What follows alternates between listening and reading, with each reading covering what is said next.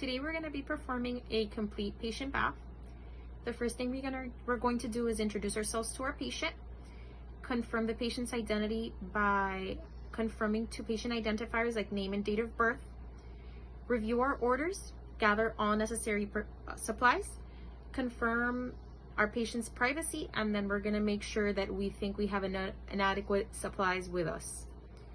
We're going to perform hand hygiene, explain the procedure to the patient, and don gloves.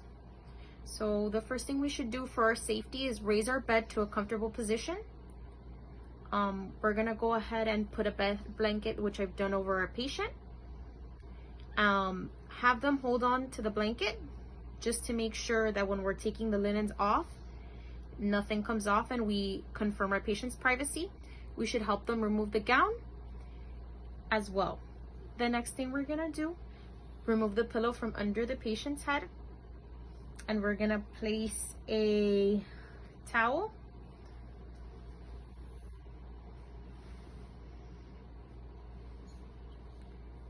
okay. Then we're gonna begin by cleaning the eyes. So by making our mitt, we're gonna start with the patient eyes, working from the inner trochanter to the outer trochanter. And we're gonna use a new side. For the eyes, we should just use water. And once we move on to the face, we should ask the patient if they would like soap. Okay, so after finishing the eyes, we'll grab a new washcloth and pat dry gently both eyes. And when we begin on washing the face, if the patient confirms they want soap, we use a soap. If not, it would just be with clean water. And we're going to use our mitt to go ahead and clean from the forehead to the cheeks, behind the ears, and down to the neck. And when we use this on the other side, we're going to use a clean side once again. Okay, so we'd grab a new washcloth and dry our patient. Okay, we're going to use long firm strokes to wash, then from the fingers to the axilla. And at that point, we're going to move our towel to the patient's arm, making sure we clean in between the fingers with our washcloth, that it's clean, and that then we pat dry. Okay, we can pull down on our bath blanket, not exposing the perineal area, to then clean the chest.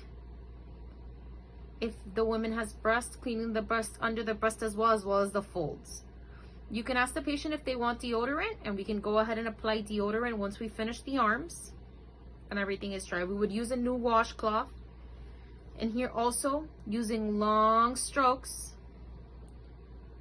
to clean the abdomen and under the breast. We can't forget to clean in those folds and make sure that we pat dry. Okay, we have a new washcloth. We can now lift the bath blanket and we can expose the lower extremities. My patient is a little short and the blanket is too big. But once we expose the lower extremities, we would do the same thing. Create a mitt. And we're going to clean from the ankle up to the knee, and from the knee up to the thigh. Also using long strokes and using a new area of our washcloth each time, and making sure that we pat dry each area. When placing the blanket under the patient, it's important to make sure that we support the ankle and the foot. Okay, also in between, from moving one side to the other, we have to make sure that we raise the side rails. And when working on the extremities, we work on the extremity that's closest to us and we switch on to the other side. Okay, once we're done washing our patient, we can assist our patient in changing into a new gown. And we want to make sure that once we've done the extremities, that we've also washed our patient's back.